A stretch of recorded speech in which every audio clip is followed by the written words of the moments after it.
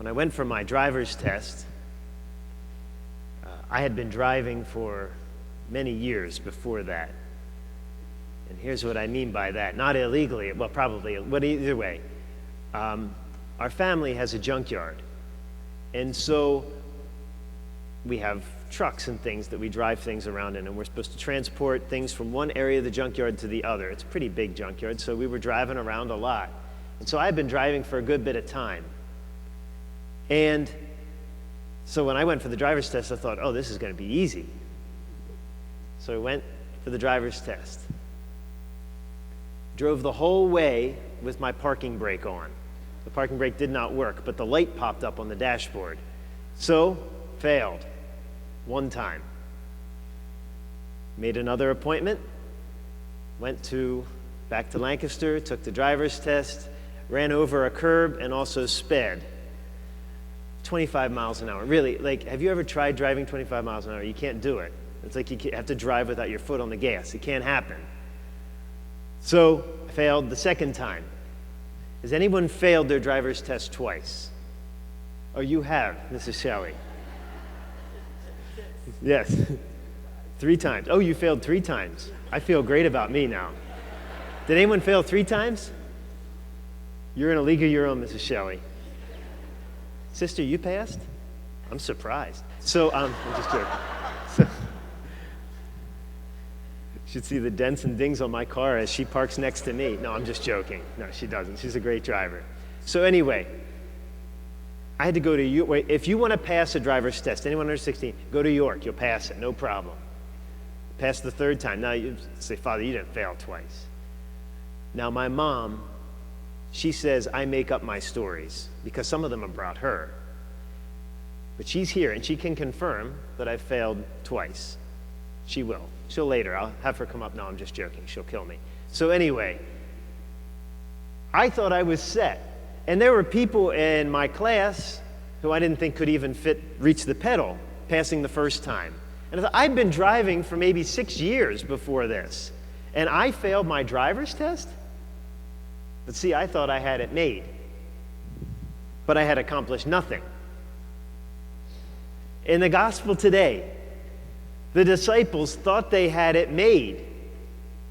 Listen, when we hear the 12 disciples, we think, oh my gosh, Thomas, Matthew, James the Less, Jude, we have all this, the apostles written on the stained glass up there. We know who they are. And yeah, they're in the big leagues. But at this point in the gospel, they had done absolutely nothing. Who were they? They were with a guy who had done pretty much nothing to this point. And they were comparing who was the best. That's like, the Washington Generals team who plays the Globetrotters, right? They'd never won a game against the Globetrotters. It'd be them saying, oh my gosh, I'm the best on this team. Well, who cares? Last night I said it's like someone on the Cleveland Browns. And then there's a guy who said, my son played for the Cleveland Browns. I said, okay, I can't say that now. But really, like, they had done nothing to this point. And Jesus wanted to point that out to them. He said, listen, first of all, what you're talking about is so not important, but even in this world it's not important, but in the kingdom it makes no sense whatsoever. And how does he tell them that they're nothing?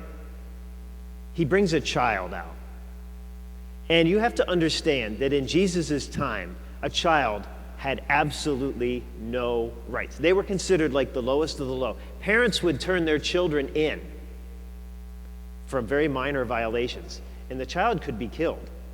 There was no rights for children at this time. And Jesus says, whoever accepts a child in my name accepts me. He compared himself to a child. And basically the disciples at this point are like down to nothing back. And so, how does this apply to us? First of all, when we think we're good, when we think we have it set, we're not. If we think that way, head to the confessional, because we're not. Because the truth of the matter is, none of us have it together. None of us do. And we need to admit that. And if we're good Christians, we admit that. Hey, listen, I'm not perfect. And let me tell you how much of relief that is. That I don't have to come in here being completely perfect, because none of us are. We all need his mercy. We all need his forgiveness from that sacrament back there. But then what about us in this world? If we think that being Christian or being Catholic, and when we fight for those things of our faith, if we think the world is going to put us on a pedestal, oh my gosh, we're sorely mistaken. If we think life is going to be easy because we're Christian or Catholic, we are sorely mistaken. It never will be. And Jesus tells us that. We have to accept that. We have to accept that living a Christian life, living a Catholic life, means that, the world might not always love us. And we have to be good with that because he does. So, brothers and sisters, we come here today, a bunch of people who don't have it together. And you know what? That's awesome. That's great, because that means we're truly Christian. That means we acknowledge we don't have it together and we need him. And so whether we failed our driver's test 2 times or 3 times, or however many times, or whatever else is going on in our life, sin especially, we bring it to him because we don't have it together.